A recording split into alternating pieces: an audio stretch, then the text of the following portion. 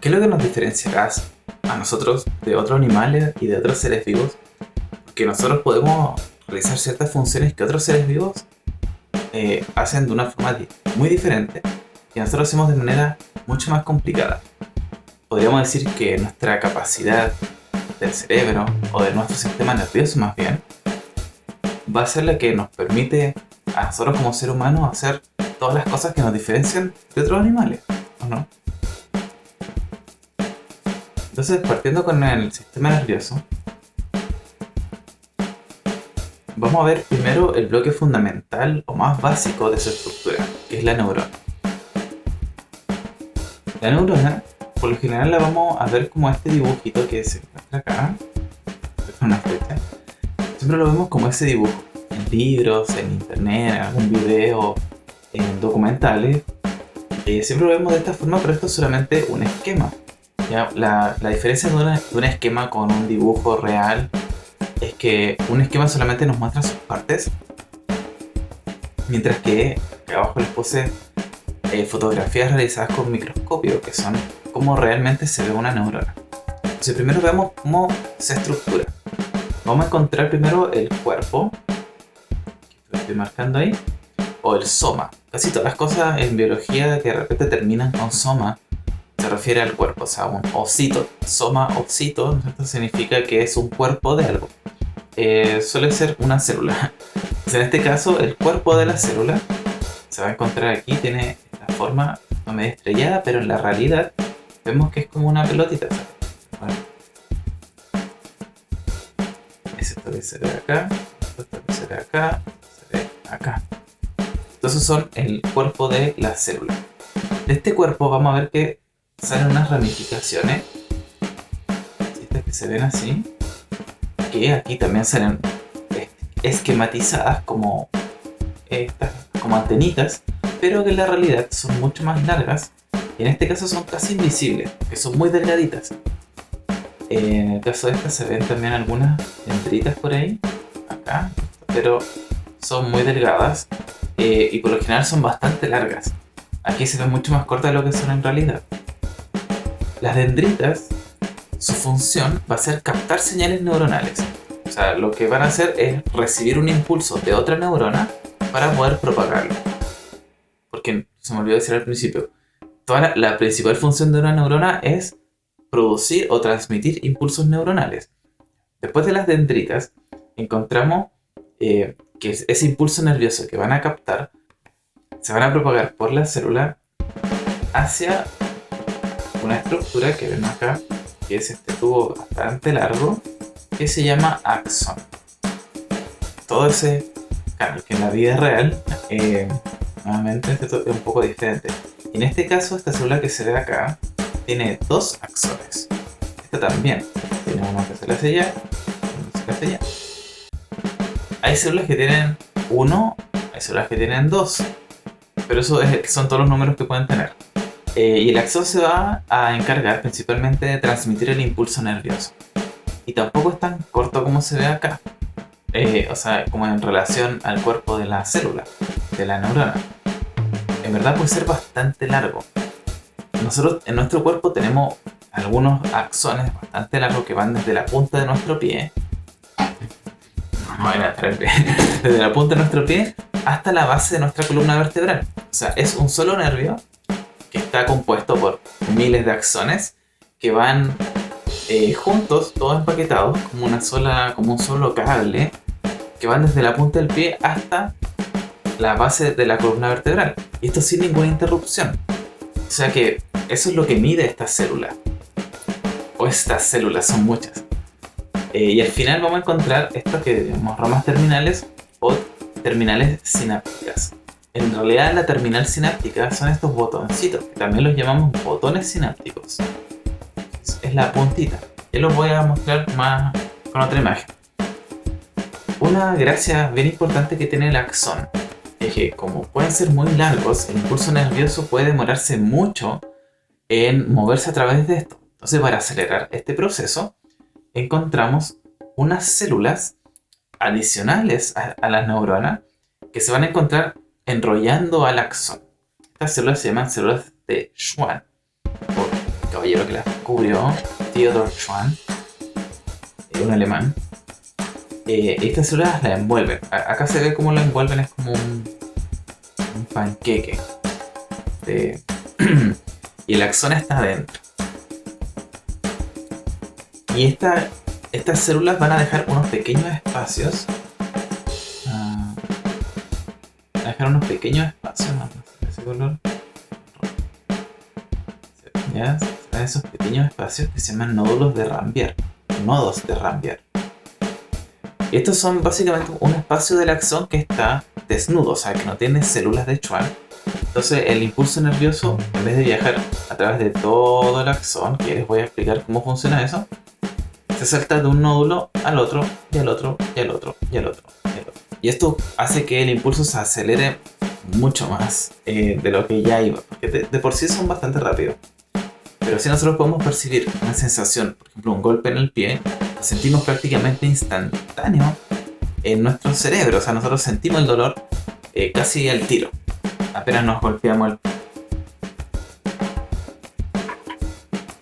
Bueno, todo esto lo sabemos gracias a un caballero llamado Luigi Galvani, que casi por error o por accidente se topó con un fenómeno. Con ranas, él estaba trabajando con ranas y se dio cuenta de que cuando acercaba un fierro, porque como con una aguja, son agujas quirúrgicas que son mucho más grandes que una aguja para coser ropa, casi como un lápiz, él se dio cuenta que al acercarlo a la pata de una rana, al pinchar la pata de una rana, esta se movió, o sea, es como que hubiese estado viva, y se dijo: "Corcholis, ¿qué está pasando aquí?". Lo volvió a intentar y no le funcionó. Y bueno, empezó a hacer mucho experimento en base a esta observación.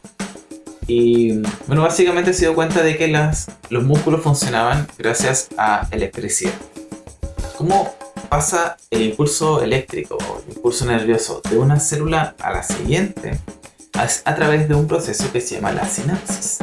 Básicamente todo lo que hace una neurona es comunicarse con otra neurona. Entonces este proceso es súper importante. Y si se ve alterado, se ven alteradas las funciones neuronales.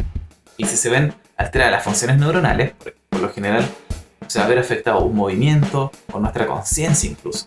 Ya, todo es muy amplio todo lo que hacen las neuronas.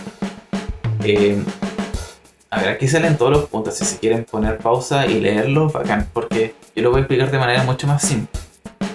Aquí lo que hace es que el impulso eléctrico llega hasta el botón sináptico. Acá, estoy marcando una flechita roja arriba. Y va a estimular este botón sináptico para que se liberen unas sustancias que se llaman neurotransmisores, que son sustancias químicas de distinta naturaleza. En general el tipo de neurotransmisor va a ocasionar un fenómeno que nosotros vamos a percibir en nuestra conciencia. A nivel celular es solamente un neurotransmisor que está pasando a la siguiente neurona. Entonces este impulso eléctrico hace que se liberen los neurotransmisores y van a ser captadas por la siguiente neurona, que tiene unas proteínas especializadas en captar ciertos neurotransmisores y otros no. ¿Cómo podemos alterar esto? Principalmente las drogas. El concepto de droga es cualquier sustancia que puede como engañar a la neurona, haciéndole creer que está o que no está recibiendo al neurotransmisor que debería tener.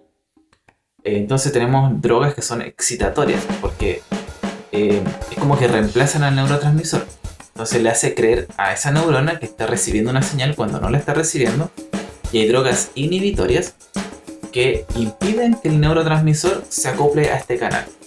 Entonces la otra célula, la otra neurona, nunca se entera de que le está llegando una señal. Eso es básicamente cómo funciona una droga y cómo bloquean, o más bien cómo alteran la sinapsis. El resto de detalles ahí salen escritos, así que como les digo, pueden pausarlo y leerlo todo, pero eso es básicamente cómo funciona la sinapsis. Es una comunicación entre una neurona y otra. Ahora, para que esto ocurra, tiene que llegar el famoso potencial de acción o el impulso nervioso, que también le podemos decir. El potencial de acción es un impulso eléctrico, o sea, tiene una naturaleza eléctrica gracias a un movimiento de iones que se encuentran dentro y fuera de la célula, de la neurona. Acá rato digo célula, bueno, es neurona, son células nerviosas. El potencial de acción, una gracia que tiene es que tiene que superar cierto umbral, que es lo que sale aquí en este gráfico, el umbral. O sea que tiene que alcanzar una cierta intensidad este estímulo para poder seguir propagándose. Si no lo alcanza, no se propaga. Esta es la razón por la cual nosotros no sentimos, por ejemplo, el aire que está a nuestro alrededor. Porque ese peso del aire no alcanza a superar este umbral. O cuando nos toca, por ejemplo, una pluma que cae lentamente, no alcanza a superar ese umbral, entonces no se activa. Entonces, cualquier cosa que nosotros percibamos desde afuera, ¿cierto?, a nuestro cuerpo, a nuestro sistema nervioso, tiene que superar ese umbral. Lo mismo ocurre, por ejemplo, con colores. Nosotros no vemos todos los colores del universo, vemos solamente 3. Sí, vemos 3 colores. Y todos los otros millones de colores que vemos son en realidad mezclas de estos 3, junto con todas las intensidades que podemos percibir de estos 3 colores. Por si acaso, el rojo, el azul y el verde. Entonces, el potencial de acción, vamos a superar el umbral, y esto va a hacer que van a comenzar a moverse los iones que están dentro y fuera de la membrana. ¿Cuáles son estos iones? El sodio, que salen en naranjito, y el potasio, que salen en azul. Si se fijan, si cuentan, este es el paso 1, el momento 1, ese es también el número, como chicos. Si se fijan, tenemos mucho más sodio afuera y mucho más potasio adentro. El potasio, recuerden, es el morado, acá, y el sodio el naranjo, Na. Y son iones. Al ser iones, tienen una naturaleza eléctrica. Ya están actuando como, es como una pila esto. Cuando se empieza a activar el potencial de acción, o hay algún estímulo, lo que va a hacer, fíjense que el sodio ingresa a través de los canales de sodio. Es súper fácil aprenderse ese nombre, porque el canal de sodio es el que mueve el sodio y el canal de potasio es el que mueve el potasio. No hay por dónde perderse. Los canales de sodio entonces empiezan a tirar, a empujar el sodio hacia adentro. Esto no es tan difícil hacer porque ocurre por regulación osmótica. Esto va a generar un cambio en el voltaje, que es lo que vemos en esta curva. ¿Otro color que se vea mejor? Vamos a ver que aumenta esa curva, que lo que me está midiendo es el voltaje. Entonces pasamos a tener un voltaje negativo. No es que sea negativo, es que tenemos más cargas negativas en donde se está midiendo. Y pasa del 0. Fíjense que aquí está el 0. Ahí. O sea, a esto le llamamos una despolarización, porque vamos a cambiar la polaridad negativa que tenía inicialmente y pasa a ser una polaridad positiva. Pasa y llega hasta la punta. Cuando llegamos a esa punta, aproximadamente a los 37 milivolts, sale 40, pero va a comenzar un proceso de repolarización. O sea, se empiezan a devolver las cargas para poder como reiniciar todo este proceso. Porque ya cuando se llega a la punta se activa el siguiente nódulo. ¿Se acuerdan del nodo de Rambier? ¿Sí? Aquí llegamos a la punta y se empezó a activar el siguiente nodo. Llegamos a la punta y se empezó a activar el siguiente nodo. Así. Esto ocurre bastante rápido. Acá abajo sale la escala en milisegundos.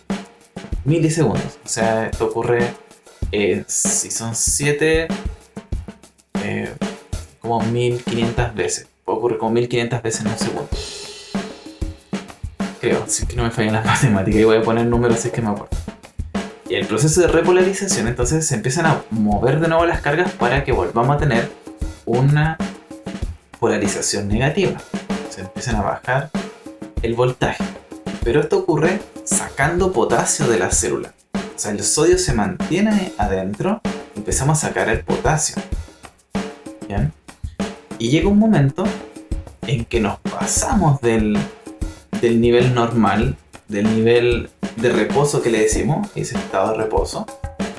Ya nos pasamos de ese nivel, y para volver al estado de reposo, entonces hacemos que el potasio vuelva a entrar y eso finalmente nivela la polaridad a como estaba inicialmente.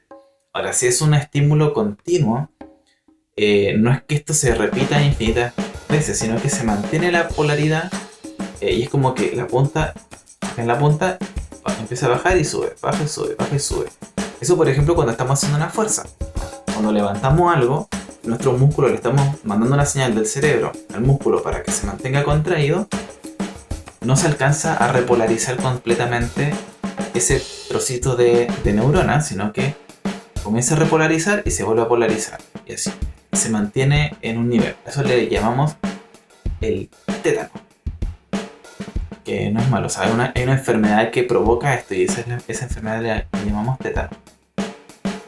Bueno, acá nuevamente si quieren ponerle pausa y leer con tranquilidad lo que dicen los cuadritos que explican lo mismo que les dije recién, pero con palabras más bonitas, hablando de los canales, cómo se abren, cómo se mueven los iones. Pero es lo mismo que le acabo de decir. Entonces eso es lo más básico del sistema nervioso. Cómo la célula más fundamental del sistema nervioso, que es la neurona, cómo funciona, cómo se comunica con una y con otra. Y una cosa que se me había olvidado mencionar es que las neuronas no solamente se comunican con otras neuronas. De hecho, recién dije que se comunicaban con los músculos también.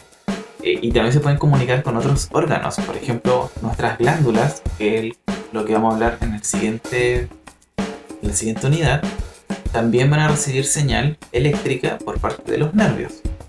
Así que no solamente se comunica una neurona con otra neurona. Las neuronas también pueden comunicarse o enviar ese potencial eléctrico a otros órganos, principalmente músculos.